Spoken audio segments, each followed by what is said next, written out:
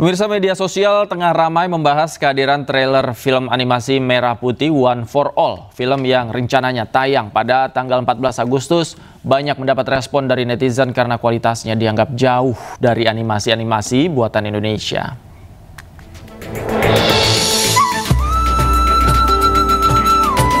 Film animasi Merah Putih One for All menuai banyak sorotan publik jelang penayangannya tanggal 14 Agustus 2025. Sebagian warganet menyampaikan kekecewaannya setelah menonton trailer. Menurut warganet, kualitas film itu gagal dan tak sesuai ekspektasi di tengah industri animasi Indonesia yang tengah naik daun dan membaik. Bukan hanya masalah visual, warganet juga menyoroti materi film ini yang menyematkan film animasi anak Indonesia pertama bertema kebangsaan. Padahal tahun 2015 ada film Battle of Surabaya yang disutradarai Arianto Yudiawan dan diproduksi oleh MSV Pictures. Film Battle Indonesia mengusung latar sejarah Perang Surabaya tahun 1945. Film ini bahkan mendapat penghargaan dari sejumlah festival internasional. Film animasi Merah Putih One for All sendiri menceritakan tentang kisah 8 orang anak yang mencari bendera merah putih yang hilang.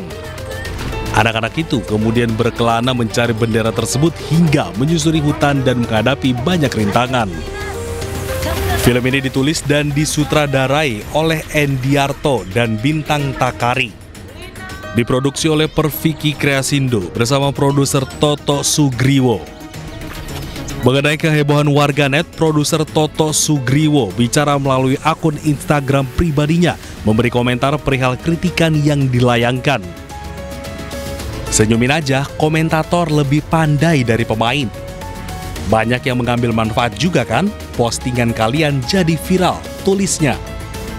Dari Jakarta, iNews melaporkan. Yuk kita lepaskan. Siapa yang itu? Selamat malam pemirsa, selamat datang di iNewsroom bersama saya Davi Pratama. Pemirsa, kami akan membahas berita utama secara mendalam, komprehensif, dan tentunya eksklusif. Sebagai pembuka iNewsroom kali ini kami memiliki informasi Bunda Prada Luki menangis saat menyambut Pangdam 9 Udayana yang datang ke rumah duka. Pangdam 9 Udayana mengaku akan mengawal proses hukum yang sedang berlangsung.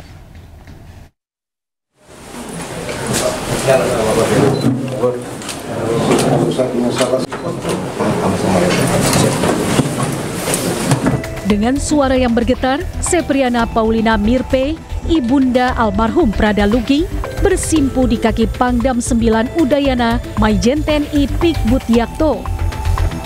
Dirinya memohon kepada Pangdam agar para pelaku yang telah membunuh putranya dihukum sesuai dengan perbuatan mereka.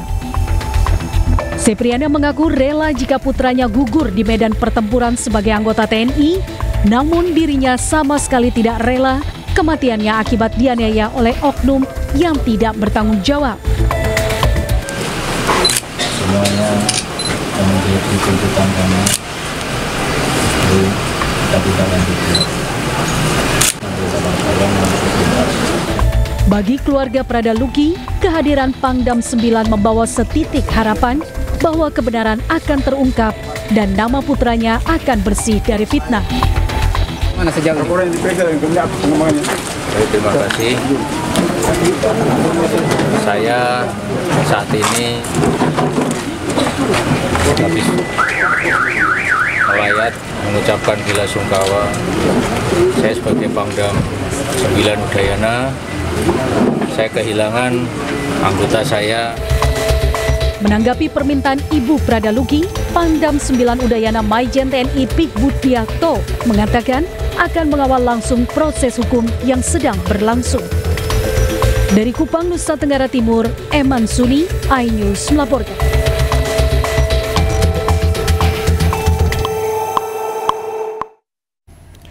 Dua 20 oknum prajurit TNI ditetapkan sebagai tersangka dan ditahan dalam kasus tewasnya Prada Luki Saputra Namo. Menurut Pangdam 9 Udayana Maijen TNI Pik Butyakto, proses hukum atas kematian Prada Luki Namo masih terus berlanjut dan akan dilakukan secara transparan.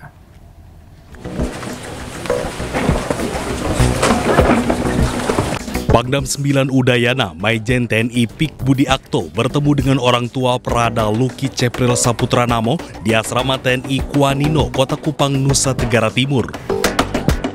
Pangdam menyampaikan berdasarkan penyelidikan tim investigasi, jumlah tersangka yang sebelumnya 4 prajurit kini menjadi 20 prajurit TNI. Dari teritorial pembangunan 834 Wakanga Merenage Keo, Nusa Tenggara Timur, termasuk salah satunya seorang perwira TNI.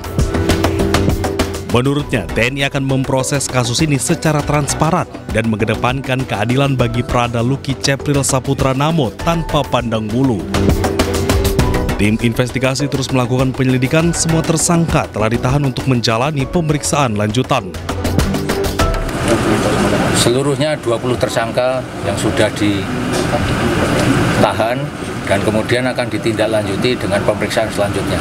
Di antara 20 itu apakah ada perwira, Jenderal? Ada 1 orang perwira. Boleh tahu inisialnya, Jenderal? Nanti oleh penyidik yang akan menyampaikan, dan selanjutnya proses ini sedang berlangsung dan saya secepatnya akan melaporkan pada pimpinan. Diketahui kasus tewasnya Prada Luki Namo di tangan seniornya membuat keluarga terpukul, terlebih korban baru 2 bulan bertugas sebagai tentara. Dari Kupang, Nusa Tenggara Timur, Eman Suni Ayus melaporkan. Kopda Bazar Syah penembak 3 polisi di perjudian sabung ayam Negara Batin, Waikanan, Lampung divonis hukuman mati. Keluarga korban menganggap vonis tersebut telah sesuai dengan tindakan pelaku.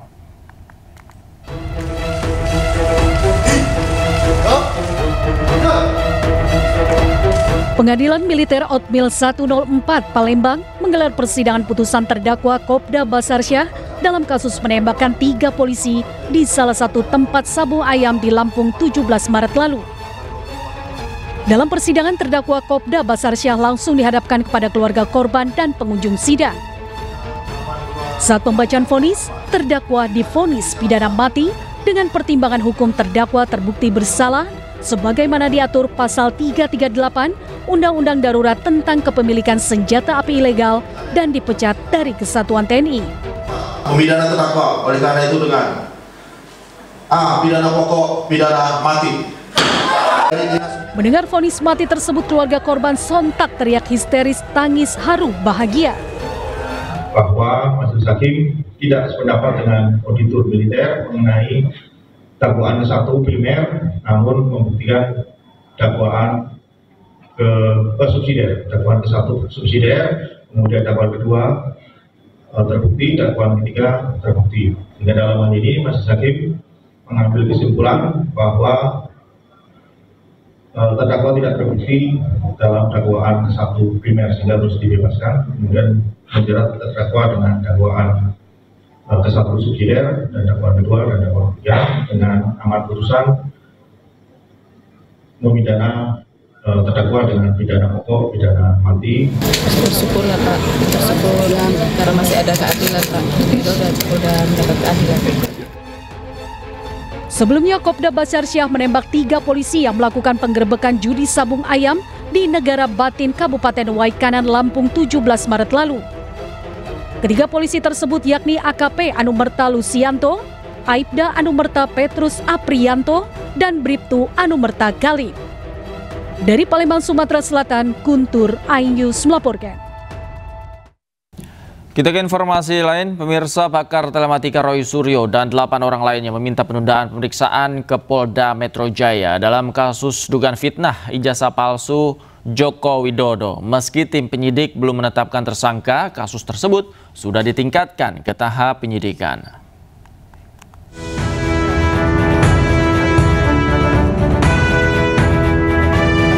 Pakar telematika Roy Suryo meminta pemeriksaan Polda Metro Jaya terkait kasus tudingan ijazah palsu Presiden ke-7 Republik Indonesia Joko Widodo ditunda. Berdasarkan jadwal, saksi Sunarto yang merupakan YouTuber dan jurnalis Arif Nugroho seharusnya menjalani pemeriksaan hari ini. Kemudian Roy Suryo, Rizal Fadilah, dan Kurnia Tri Royani dijadwalkan pemeriksaan Selasa besok. Sedangkan Rustam Effendi dan Abraham Samad dijadwalkan diperiksa sebagai saksi Rabu lusa.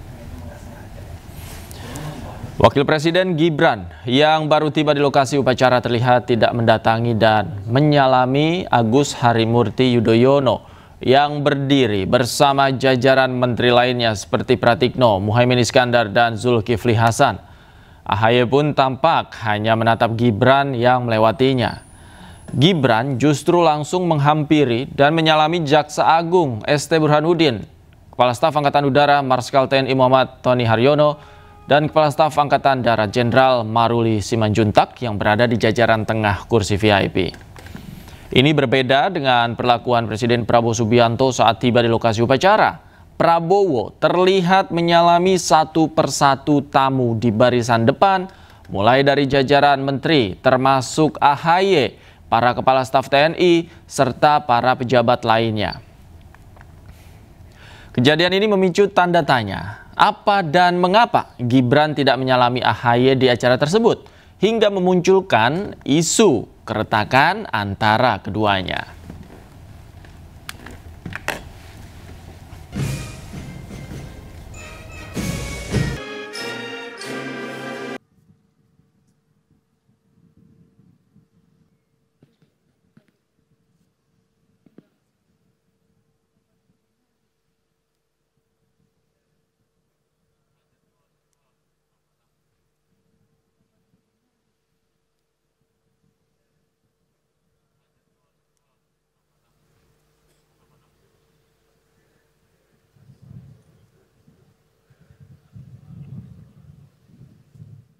Dan pemirsa, untuk membahas lebih dalam menanggapi isu keretakan antara Wakil Presiden Gibran dan Agus Harimurti Yudhoyono, kami telah terhubung dengan Andi Aswan, Wakil Ketua Umum Jokowi Mania, dan Adi Praitno, pakar politik. Selamat malam, Bang Andi Aswan. Mas Adi, apa kabar?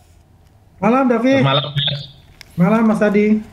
Saya ke Bang Andi terlebih dahulu. Bang Andi, kalau melihat video yang tadi Anda sudah saksikan, tafsiran Anda seperti apa? Benarkah ada sesuatu antara hubungan Wakil Presiden Gibran dan Mas AHY?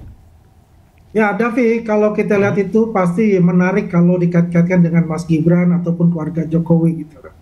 Kalau menurut saya hal itu seperti biasa-biasa saja.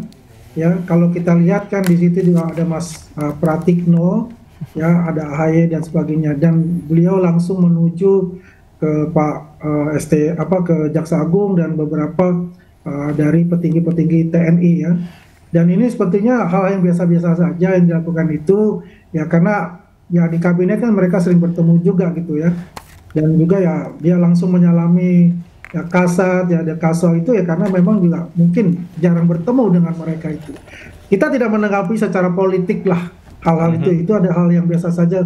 Mungkin secara protokolernya mungkin agak sedikit agak sedikit inilah ya mungkin ya kalau dibilang protokoler. Tapi kalau menurut pandangan saya sih sebetulnya itu hal yang biasa saja. Dia langsung menuju posisinya di tempat sambil menunggu Pak Presiden datang gitu loh. Kalau dikaitkan dengan dikatakan perseteruan tanda kutip ya antara AHY dan Mas Gibran, saya rasa tidak ada perseteruan itu, dan ini mereka masih sahabat lah, masih sahabat baik di dalam kabinet maupun juga di luar kabinet. Seperti itu. Oke. Mas Adi, Anda melihatnya seperti apa? Apalagi kalau kita lihat dari videonya ekspresi Mas AHY ketika katakanlah dilewati begitu, di skip oleh Wakil Presiden Gibran, seperti apa? Ya, pertama sebenarnya kenapa ini menjadi ramai, karena budaya salaman itu adalah dianggap sebagai budaya orang ketimuran secara umum. Jadi kalau ada pertemuan pejabat-pejabat penting di negara kita, presiden, wakil presiden, anggota dewan, dan pejabat publik yang lain, seringkali memang suka saling bersalaman satu sama yang lain. Jadi wajar kalau kemudian ketika Wapres Gibran itu tidak menyalami sejumlah orang, baru kemudian memunculkan isu-isu politik yang kemana-mana. Kalau mau jujur sebenarnya yang tidak disalami itu bukan hanya AHY, tapi ada Caimin, ada Zulhas, kemudian juga Pak Bahlil bahkan yang dinilai cukup dekat dengan Pak Jokowi itu juga tidak disalami. Tapi ketiga ketua umum partai ini kan tidak dihadap-hadapkan oleh publik bahwa kalau tidak salaman dengan Bahlil ya mungkin itu tidak ada persoalan apapun, dengan Pak Zulhas ataupun Muhaimin tidak ada rivalitas apapun. Tapi beda ceritanya kalau tidak menyalami AHY, ini pasti dikait-kaitkan soal bagaimana ketegangan keduanya itu terjadi. Apalagi beberapa waktu yang lalu kan muncul narasi-narasi ada partai biru, orang besar, dan seterusnya, dan seterusnya. Inilah yang kemudian termasuk iNews malam hari ini. Pasti yang dibahas itu adalah Gibran versus AHY, bukan Gibran versus Muhaimin versus Zulkifli Hasan ataupun versus Bahlil Lahadalia. Karena memang kalau kita mau jujur, yang saat ini menjadi komoditas politik yang paling viral dan selalu tingkah laku politiknya adalah satu Gibran, yang kedua adalah AHY yang dinilai oleh publik sedang memprofiling untuk menuju jalan panjang di 2029. Nah, inilah yang saya sebut bahwa wajar kalau kemudian publik menganggap ini sebagai sesuatu yang agak sedikit aneh, terjadi rivalitas yang kemudian satu sama yang lain bisa berhadap-hadapan di kemudian hari. Atau jangan-jangan yang kedua sebenarnya ini hanya gimmick biasa. Karena kalau tidak ada gimmick semacam ini, acara-acara resmi kayak gini tidak akan menjadi pemberitaan, Mas. Kalau mau jujur, ketika Gibran tidak menyalami sejumlah ketua umum partai, justru ini yang menjadi pembahasan, bukan acara resmi yang dilakukan oleh petinggi-petinggi TNI. Oke. Bang Andi, nah ini apa yang dikatakan Mas Adi juga mungkin juga dilihat oleh masyarakat. Kalau dikait-kaitkan dengan orang besar dan partai biru, Bang Andi Aswan, ini kan juga bisa jangan-jangan menimbulkan pertanyaan seperti itu, Bang Andi. Ya, sah-sah saja publik bisa menilai seperti itu. Tapi kan kenyataannya kan tidak seperti itu juga. Kalau bilang ada hubungannya, ya AHY akan menggantikan Mas Gibran yang dicocokologi oleh sebagian elit-elit itu, ya sekarang juga sudah terbantahkan sebetulnya kan, sudah tidak ada relevannya lagi gitu. Mereka ini bersahabat kok. Dalam posisi itu ya memang benar kata Mas Adi, pasti akan dikait-kaitkan bagaimana rivalitas ya, quote unquote ini rivalitasnya ini ya. Ya anak-anak muda, ya, harapan bangsa ya, pemimpin-pemimpin masa depan ini gitu. Saya ingat waktu ulang tahun Demokrat ya, ketika Pak Prabowo ada roasting sedikit dengan Mas Gibran dengan Mas AHY gitu kan, itu kelihatan dibilang itu ada rivalitas itu. Padahal itu kan ada sesuatu yang sekedar roasting dari Pak Presiden. Dan ini terus dikaitkan sampai sekarang gitu. Bagaimana rivalitas itu seperti ada yang mengkompori terus itu, rivalitas itu terjadi antara AHY dan Mas Gibran itu. Pada dasarnya mereka ini adalah potensi-potensi pemimpin bangsa masa depan dan mereka bersahabat ya. Yang apapun yang terjadi itu nanti itu urusan nanti ke depan gitu. Yang penting ya kita senang-senang saja ngeliat anak-anak muda yang hebat-hebat ini bisa menjadi penerus bangsa kita sebagai pemimpin yang akan datang. Oke, tapi kalau bicara soal gestur, apalagi gestur pejabat ini kan barangkali menyimpan makna tertentu. Mas Adi ya, saya ke Mas Adi. Gestur, kemudian juga kemudian gimmick yang tadi Anda sebutkan. Ini maknanya seperti apa? Karena Mas Gibran ini dalam video ini langsung melewati, kemudian ada ekspresi sedikit terkejut di wajah Mas AHY. Pertama kalau mau jujur ya, dari segi angle video yang ditampilkan oleh kawan-kawan media, itu justru ekspresi AHY yang ditampilkan, Muhaimin nggak ditampilkan, Bahlil nggak ditampilkan, Zulkifli Hasan nggak ditampilkan. Karena tiga ketum ini dianggap tidak punya persoalan apapun dengan Gibran. Jadi sekalipun tidak salaman ataupun salaman sekalipun, itu tidak menjadi berita, tidak happening, dan tidak menarik sebagai sebuah komoditas politik karena dianggap tidak ada persaingan dan rivalitas. Agak beda ceritanya kalau bicara Gibran, AHY tidak salaman. Ini dianggap sebagai rivalitas, perseteruan yang kemudian terus berlanjut dikaitkan dengan Partai Biru. Sebelum-sebelumnya bahkan dikaitkan dengan 2021 soal kemungkinan kudeta Partai Demokrat dan seterusnya. Kalau saya melihat ekspresinya AHY agak sedikit kaget kayaknya. Kaget juga kok saya salamin ini. Dianggap sebagai sesuatu yang mungkin nggak wajar karena biasanya barisan-barisan depan yang berderet semacam itu biasanya satu sama yang lain itu saling bersalaman sebagai upaya untuk memunculkan ya ini adalah budaya ketimuran, kemudian harmonisasi dan sebagai bentuk rasa bagaimana memang kehangatan antar elit-elit kunci di negara kita itu sudah terbangun sejak lama. Tapi justru saya menduga Mas, jangan-jangan ini memang sangat gimmick biar politik kita ini nggak tegang-tegang amat. Karena di belakang panggung saya kira mereka sering ngobrol, ada rapat kabinet dan satu sama yang lain mungkin lagi cafe break kan ngomong satu sama yang lain. Kemarin waktu nggak salaman rame itu jalan ceritanya. itu politisi kita Pak. Karena secara prinsip kalau saya membaca rata-rata secara umum Di depan panggung elit kita itu memang kelihatan berseteru, kelihatan kaku, tapi di belakang satu sama yang lain mereka saling cerita, mereka itu saling ngobrol dan bahkan saling bicara tentang bagaimana aktivitas-aktivitas selanjutnya untuk bagaimana misalnya menyusun batu bata kekuatan politik. Itulah yang jangan-jangan ini memang sengaja gimmick yang dimunculkan, tujuannya adalah untuk menciptakan percakapan publik, karena kalau sudah nyangkut Gibran versus AHY itu ramai dan viral. Itulah yang saya sebut ada semacam cocok logi yang dikait-kaitkan. Pasti ini ada kaitannya dengan rivalitas persaingan menuju 2029. Nah, itu yang dibicarakan orang sampai detik ini. Lain di panggung publik, lain juga di belakang layar begitu ya, semuanya cair. Nah, itu kita harapkan bersama, cair antara satu pejabat dengan pejabat yang lainnya. Terima kasih Mas Adi, Bang Andi Asman juga terima kasih banyak sudah bergabung bersama kami. Selamat malam Bapak-bapak, sehat selalu. Sehat selalu, Mas Adi. Kembali di Newsroom, pemirsa, kapal motor Dorolonda yang sedang dalam perbaikan terbakar di galangan kapal kawasan Pelabuhan Tanjung Priok, Jakarta Utara siang tadi.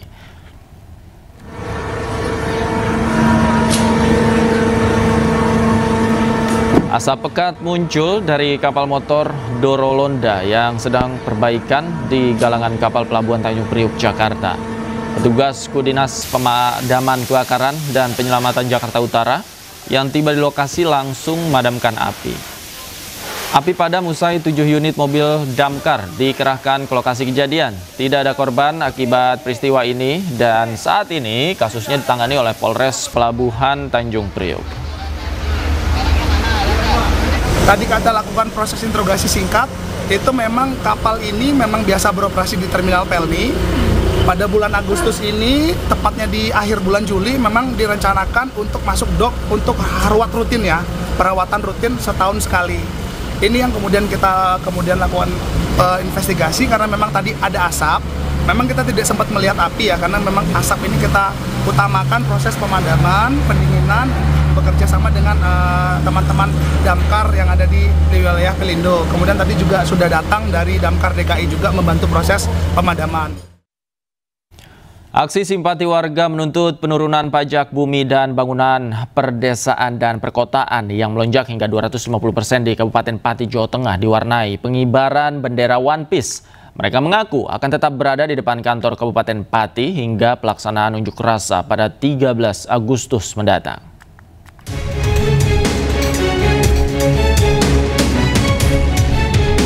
Beragam reaksi masyarakat muncul dalam aksi pengumpulan donasi demo tanggal 13 Agustus 2025 mendatang di pusat Kota Pati.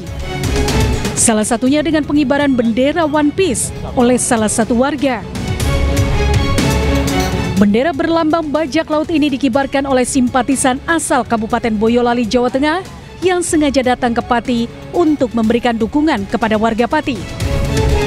Simpatisan ini mendesak pemerintah dan para pejabat untuk mau mendengar keluh dan aspirasi masyarakat Pati, terutama soal pajak bumi dan bangunan yang sempat naik hingga 250%. Mudah-mudahan pajak maupun apapun bisa turun semua. Ini lagi viral bendera One Piece ini, Mas? Ya, ini logo One Piece sengaja saya kibarkan. Nggak takut, Mas? Saya takut sama Allah Subhanahu wa Ta'ala. Meski kenaikan pajak telah dibatalkan, namun sebagian massa masih bertahan dan akan melakukan aksi besar-besaran pada 13 Agustus mendatang. Dari Kabupaten Pati, Jawa Tengah, Lazarus Sandi, iNews melaporkan. Dan untuk mengetahui informasi terkini dari aksi demo menuntut penurunan PBB di Kabupaten Pati, Jawa Tengah, kami telah terhubung dengan jurnalis iNews, Lazarus Sandi. Selamat malam. Lazarus, seperti apa persiapan aksi besar yang akan digelar 13 Agustus mendatang? Baik, selamat malam rekan di studio. Saat ini saya masih berada di halaman Pendopo Pati, Jawa Tengah, di mana di sini antusiasme masyarakat masih terus tinggi. Di belakang saya masih ada sekitar lebih dari 1.000 orang yang memang antusias untuk berkumpul di pusat Kota Pati, yaitu tepatnya di halaman Pendopo Pati. Mereka menyisihkan sedikit rezeki mereka dalam aksi unjuk rasa besok. dengan memberikan donasi maupun spirit-spirit lain berupa dukungan moral maupun bahan makanan yang memang selalu disuplai setiap hari, setiap waktu di posko galang donasi di depan halaman Pendopo Bupati Pati. Baik, Lazarus, apa saja bentuk bantuan yang memang terus berdatangan ke lokasi? Bisakah Anda perlihatkan kepada kami di sana? Ya, bantuan-bantuan memang ada air mineral, nah, kemudian ada buah-buahan juga. Ini di sini kelihatan ya memang buah pisang memang hasil pertanian dari masyarakat Pati, diboyong ke depan halaman Pendopo Pati. Selain untuk logistik pada saat demo 13 Agustus mendatang, bantuan ini juga diberikan kepada para masyarakat yang datang. Jadi selain air mineral, buah-buahan, juga makanan yang memang menumpuk di posko bantuan atau posko donasi di depan halaman Pendopo Bupati Pati. Baik, Lazarus, sebenarnya dari informasi yang Anda dapatkan, apa yang menjadi tuntutan warga? Apakah juga menuntut Bupati Pati juga turun dari jabatannya? Ya, betul sekali.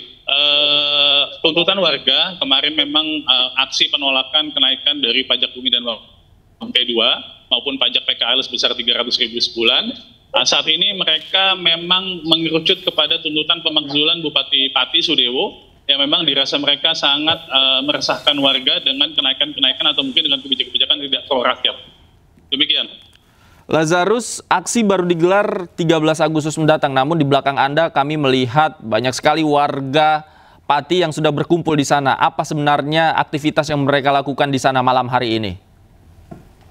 Ya, sebagian warga masyarakat memang antusias memberikan dukungan moral kepada para relawan yang memang 24 jam standby di halaman Pendopo Bupati Pati. Selain itu mereka juga mengabadikan momentum kebersamaan ini dengan mengabadikan lewat foto, lewat video maupun live di media-media sosial mereka. Mereka tetap bersemangat untuk menyambut acara atau mungkin gelaran aksi demonstrasi yang bakal digelar tanggal 13 Agustus besok. Baik, apa yang menjadi unek-unek atau keinginan warga yang mungkin bisa diketahui oleh pemirsa malam hari ini? Silakan. Baik, saya akan coba wawancarai beberapa warga Pati yang memang saat ini ada di sekitar posko. Ya. Mbak, dengan siapa? Saya dengan Ibu Mulyati. Monggo Mas, Pak. Ya. Kalau Mas dari Margerjo. Margerjo ya. Kemudian datang ke sini maksudnya apa ini? Ini persiapan untuk H-2 untuk demo nanti di Kabupaten Pati. Kemudian apa yang menjadi tuntutan warga? Kemarin kan sempat ada kenaikan PBB P2 yang sudah dibatalkan oleh Bupati Sudewo. Yeah. Kenapa masih berkunjung ke sini? Apa memang belum puas dengan kebijakan penolakan tersebut atau gimana? Ya, karena kita sudah sakit hati. Warga masyarakat ini sudah sakit hati dan tuntutan itu walaupun sudah dibatalkan, tapi kita tetap lanjut. Karena warga Pati ini sudah sakit hati mau melengsarkan Bupati yang arogan. Kemudian besok dipastikan akan ikut aksi tanggal 13? Ya, dipastikan ikut aksi di tanggal 13 nanti. Kalau Mbak sendiri, yang menjadi tuntutannya apa Mbak? Sama, sifat arogannya itu, karena sudah tidak sesuai dengan etika dan moral. Dengan kita Bhinneka Tunggal Ika juga memecah belah persaudaraan di Kota Pati ini. Persiapan apa yang sudah dilakukan untuk aksi besok? Kita teman-teman semua sudah, terutama mak-mak ya, kita mak-mak horekan gitu, jadi selalu garda terdepan. Jadi ibu-ibu siap semua untuk ikut audiensi ini gitu. Kita audiensi cinta damai, bukan terus-menerus. Yang kita terapkan ke teman-teman jangan sampai ada arogansi. Jadi mak-mak kan biasanya kalah tuh, nanti pisanglah buat tempat, tapi kita insya Allah menjaga seperti itu. Jadi untuk aksi tanggal 13 dipastikan kondusif ya? Kondusif, kita jaga keamanan. Kita sudah umumkan semuanya kalau siapapun nanti yang ikut audiensi ini harus damai. Ya, jadi tadi 2 orang warga Pati yang memang mereka antusias untuk ikut aksi unjuk rasa yang akan digelar 13 Agustus mendatang. Demikian di studio rekan. Baik, Lazarus, terakhir dari mana saja bantuan datang selain dari warga? Apakah juga ada donatur yang mengirimkan bantuan untuk logistik pada saat aksi mendatang? Ya, bantuan diberikan oleh warga di sekitar Pati maupun di luar kota Pati, baik di kabupaten sebelah maupun di luar provinsi. saya melihat beberapa spanduk yang memang terbentang di atas donasi yang diberikan di posko ini berasal dari Papua, dari Bogor, dari Aceh, dan dari berbagai wilayah yang ada di Indonesia. Baik. Bahkan ada beberapa yang memang tenaga kerja Indonesia juga memberikan donasi ke posko donasi di depan halaman pendopo Bupati Pati. Oke, baik. Baik, nanti kita ikuti perkembangannya di sana secara berkala bersama Anda. Terima kasih Lazarus Sandi melaporkan langsung dari Pati, Jawa Tengah. Selamat malam, selamat bertugas kembali. Sebelumnya Bupati Pati Sudewo membatalkan kebijakan kenaikan pajak bumi dan bangunan sebesar 250%. Hal itu disampaikan Sudewo di Pendopo Pati guna menjaga kondusivitas di Pati.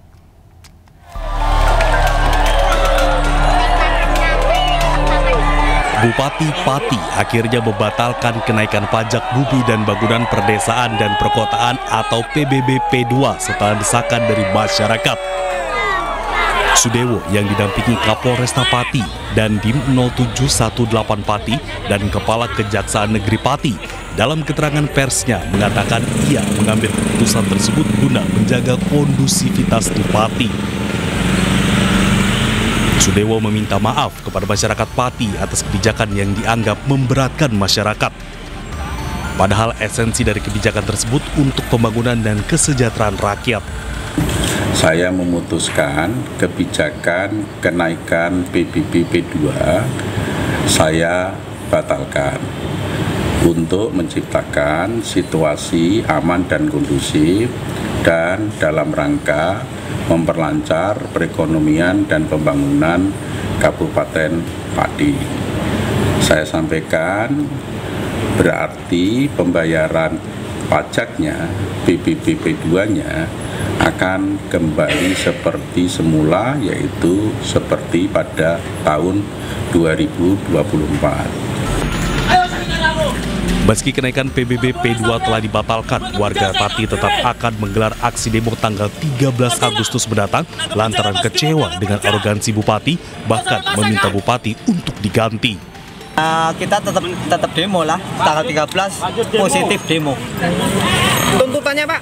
Ya tuntutannya kemarin kan memang untuk menurunkan pajak, kemudian membatalkan pajak yang dikenakan oleh PKL, kemudian kan menuntut supaya pejabat itu tidak bersikap arogan. Sementara salah satu kepala desa yang menyambut baik batalnya kenaikan PBB P2, Joko Waluyo, Kades Kedalungan berterima kasih karena Bupati mau mendengar aspirasi warga. Kebijaksanaan yang bagus karena masyarakat ini dibutuhkan keamanan, dibutuhkan ketenangan, dan biar melalui keputusan itu Pati tentram. Dengan demikian, tarif pajak bumi dan bangunan PBB P2 akan diberlakukan tarif lama tahun 2024. Sehingga beberapa proyek seperti perbaikan alun-alun Pati dan RSUD Suwondo akan ditunda. Dari Kabupaten Pati, Jawa Tengah, Lazarus Sandi, Ayus melaporkan. Kita ke informasi lain, pemirsa. Di tengah panasnya polemik penggunaan musik di ruang komersial, sejumlah musisi tanah air menggratiskan musik ciptaan mereka. Jika beberapa waktu lalu ada Ahmad Dhani, kini giliran musisi Firza yang menggratiskan lagu ciptaannya.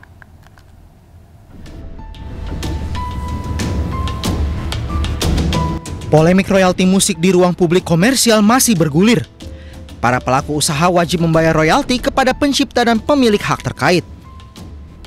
Beberapa waktu lalu, Ahmad Dhani melalui Instagram pribadinya menyatakan menggratiskan penggunaan lagu-lagu Dewa 19 bagi para pemilik kafe dan restoran. Ia bahkan membuka jalur komunikasi langsung melalui pesan pribadi di media sosialnya. Menyusul seniornya, musisi Firza juga mengizinkan semua kafe, hotel, pusat perbelanjaan di seluruh Indonesia untuk memutar lagu ciptaannya secara gratis.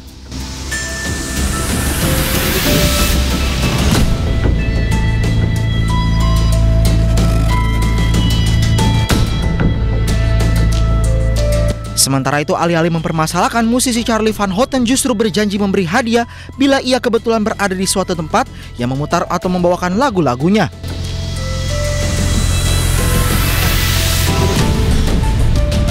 Sebelumnya, Menteri Hukum RI Supratman Andi Aktas berkata, pelaku usaha yang memutar musik lokal dan luar negeri di ruang komersial wajib membayar royalti. Ruang komersial yang dimaksud diantaranya restoran, kafe, toko, pusat kebugaran, dan hotel. Tim Liputan iNews melaporkan. Menurut Undang-Undang Hak Cipta, ada sejumlah jenis lagu yang bisa dianggap bebas royalti dan berikut daftarnya.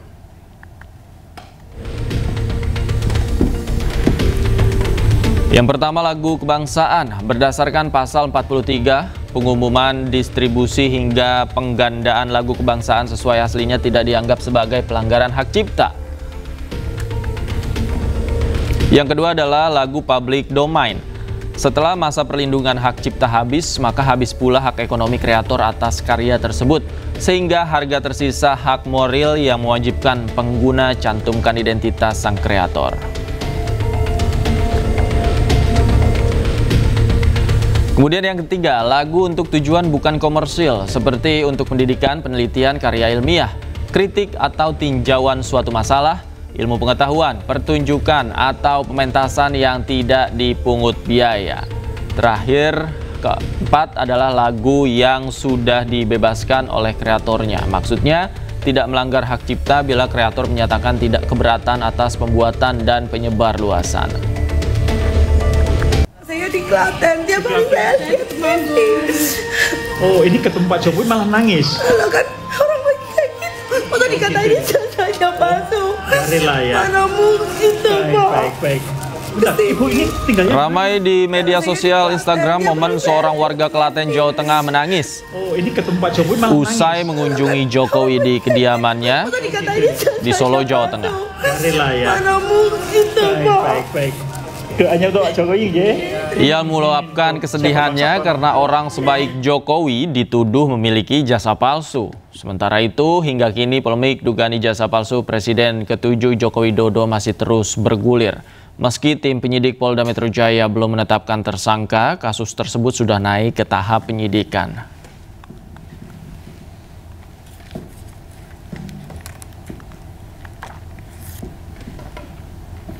Presiden ke-7 Joko Widodo menerima kunjungan warga dari Jamiah Ahli Thoriqoh Al-Mutabaroh An-Nahdliyah.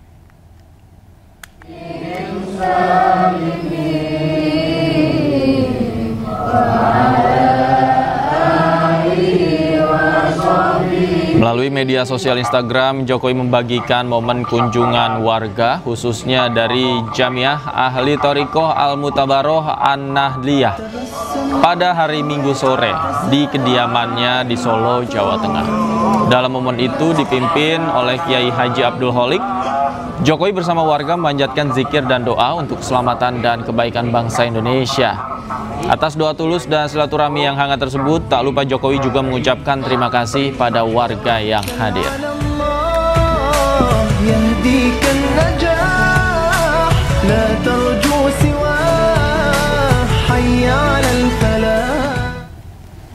Pemirsa, mantan Menteri Perdagangan Thomas Trikasi Lembong atau Tom Lembong mendatangi kantor Komisi Yudisial Jakarta Senin pagi. Tom Lembong datang bersama tim kuasa hukumnya. Pagi Pak Tom.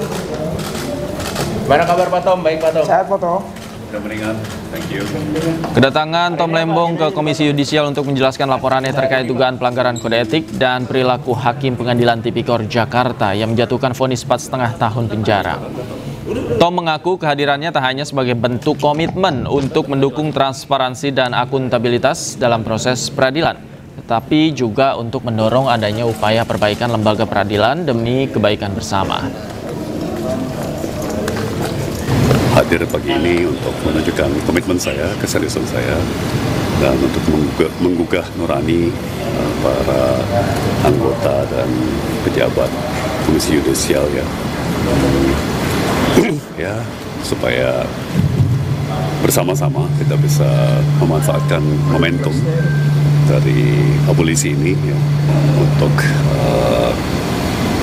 mendorong perbaikan yang dapat kita dorong.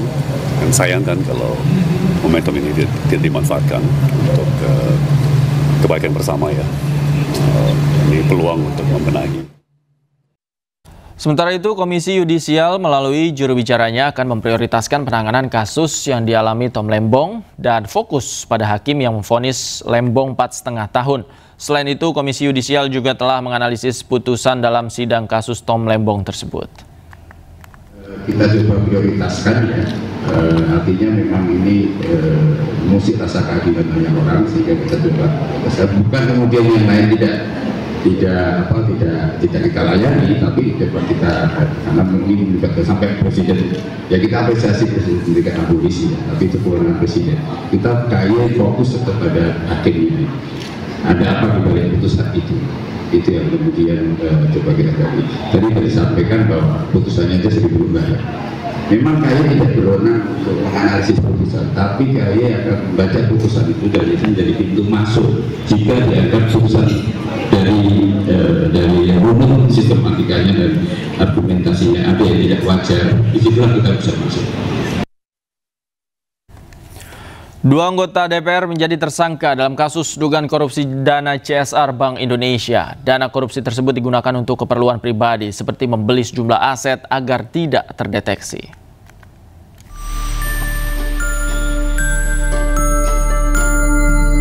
Komisi Pemberantasan Korupsi mengungkap dugaan korupsi dana sosial atau CSR Bank Indonesia dan Otoritas Jasa Keuangan (OJK). Dalam kasus ini, KPK menetapkan 2 tersangka yang merupakan anggota DPR RI, yakni Satori dan Heri Gunawan. Sekurang-kurangnya 2 alat bukti yang cukup, dan kemudian 2 hari ke belakang menetapkan 2 orang tersangka sebagai berikut, yaitu HG selaku anggota Komisi 11 DPR RI periode 2019-2024. Kedua, ST selaku anggota Komisi 11 DPR RI periode 2019-2024. Selain menerima gratifikasi, kedua tersangka juga melakukan tindak pencucian uang, yakni dengan menggunakan uang hasil korupsi dengan total 28,38 miliar rupiah. Selama periode 2020-2024, Heri Gunawan diduga terima lebih dari 15 miliar rupiah melalui 4 yayasan. Uang tersebut digunakan untuk membangun rumah makan hingga kendaraan. Sementara Satori diduga menerima 12,52 miliar. Uang korupsi tersebut digunakan untuk deposito membangun showroom kendaraan dan aset. KPK juga menduga uang hasil korupsi ini digunakan untuk biaya kepentingan politik. KPK berencana kembali memanggil mantan Menteri Agama Yakut Holil Qomas usai kasus dugaan korupsi haji naik penyidikan. Sejak tahun 2001 ada sejumlah Menteri Agama menjadi tersangka korupsi dana haji.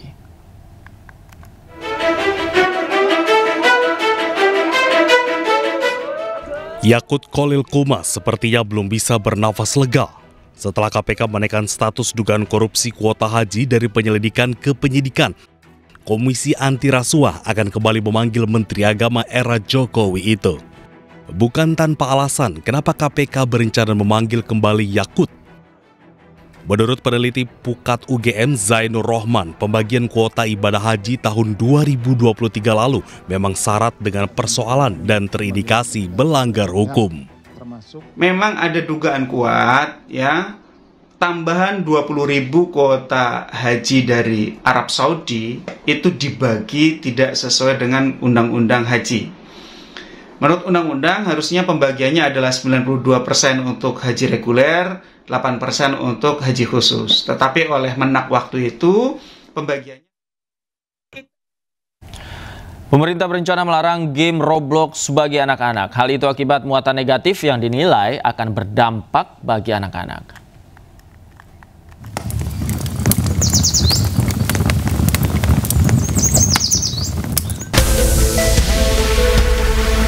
Di balik keseruan permainannya, game Roblox menjadi sorotan pemerintah. Kementerian Pendidikan Dasar dan Menengah menilai permainan ini menyimpan bahaya tersembunyi di dalamnya.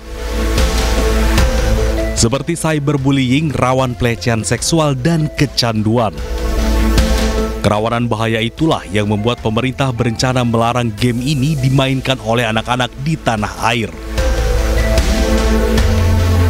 Menurut Mendikdasmen Abdul Mukti, game Roblox berbahaya bagi anak-anak yang belum mampu membedakan mana yang nyata dan rekayasa.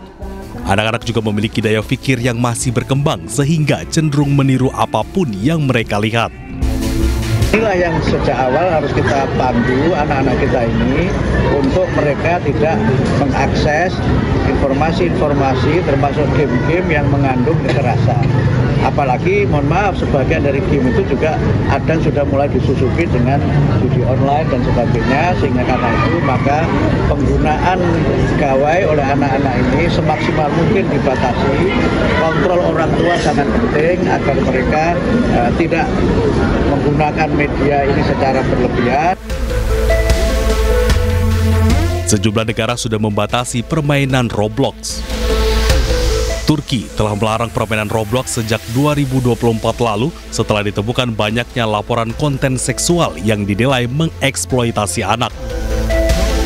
Tak hanya Turki, China dan Oman juga memblokir Roblox.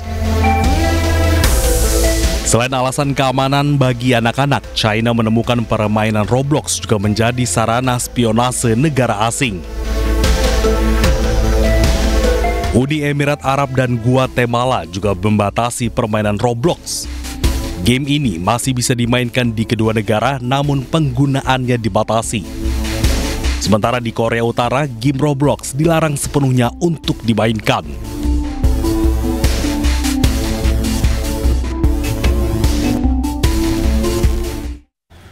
Pemirsa, evakuasi korban selamat dari reruntuhan bangunan berlangsung dramatis. Hal ini dilakukan pasca gempa 6,1 magnitudo mengguncang Turki bagian barat.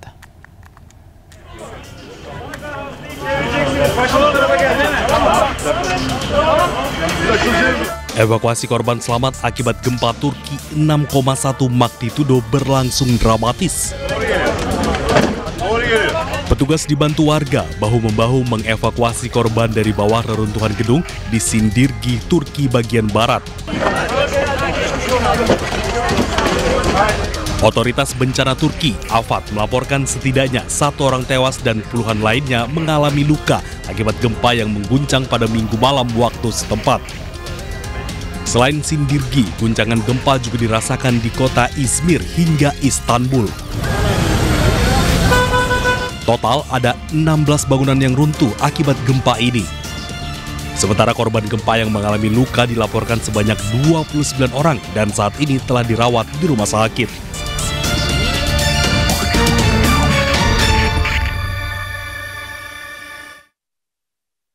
Dan pemirsa, untuk mengetahui informasi terkini langsung dari Turki, kami sudah terhubung dengan warga negara Indonesia yang saat ini berada di Turki. Ada Muhammad Arif Junaidi. Selamat malam waktu Jakarta, Mas Arif.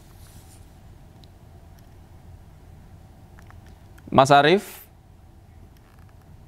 Ya baik, kami mohon maaf pemirsa, kami mengalami gangguan teknis dengan narasumber kami di Turki. Kita beralih ke informasi lain. Isu mengenai Palestina menjadi salah satu topik yang dibahas Presiden Prabowo dan Presiden Peru Dina Ercilla Boluarte. Indonesia dan Peru sepakat mewujudkan solusi dua negara Palestina.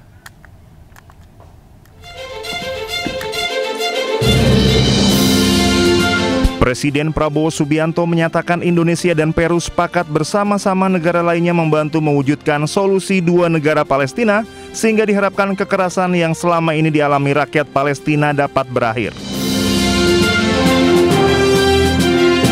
Isu mengenai Palestina menjadi salah satu topik yang dibahas Presiden Prabowo dan Presiden Peru Dina Ercilla Boluarte dalam pertemuan 4 mata di ruang kerja Presiden di Istana Merdeka, Jakarta. Tentang masalah global, kami sangat menghargai sikap Peru yang mendukung kemerdekaan Palestina.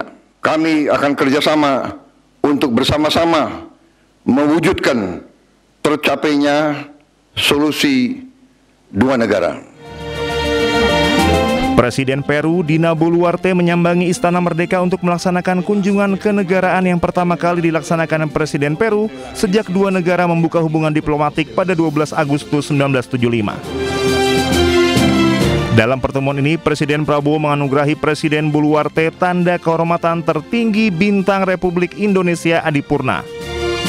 Presiden Prabowo menyebut Presiden Boluarte banyak berjasa meningkatkan hubungan dan persahabatan Indonesia-Peru.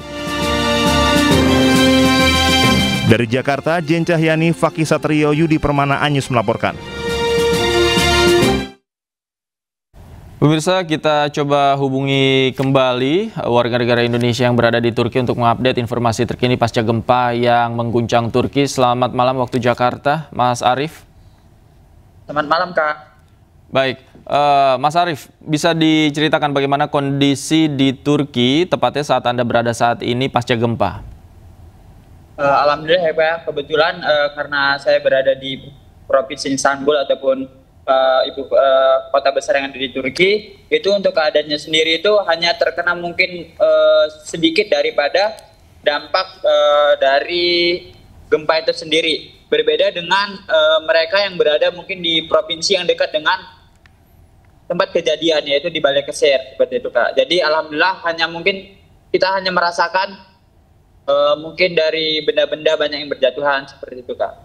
Baik, artinya dampak gempa kemarin dirasakan teman-teman di Istanbul. Kemudian apa imbauan yang diberikan oleh otoritas Turki sendiri pasca gempa?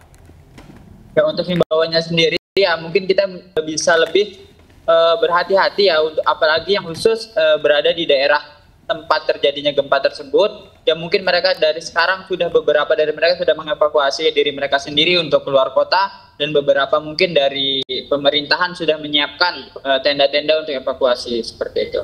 Baik, terakhir Mas Arief, informasi yang Anda dapatkan tidak ada warga negara Indonesia yang menjadi korban gempa? Nah, alhamdulillah ya, untuk korban dari gempa ini sendiri, saya diinformasikan bahwasannya hanya ada satu warga Turki yang meninggal, dan itu pun sudah sempat diselamatkan, tapi qadarullah dia berujung pada meninggal atau kematian. Dan dikabarkan juga 29 daripada warga setempat luka-luka.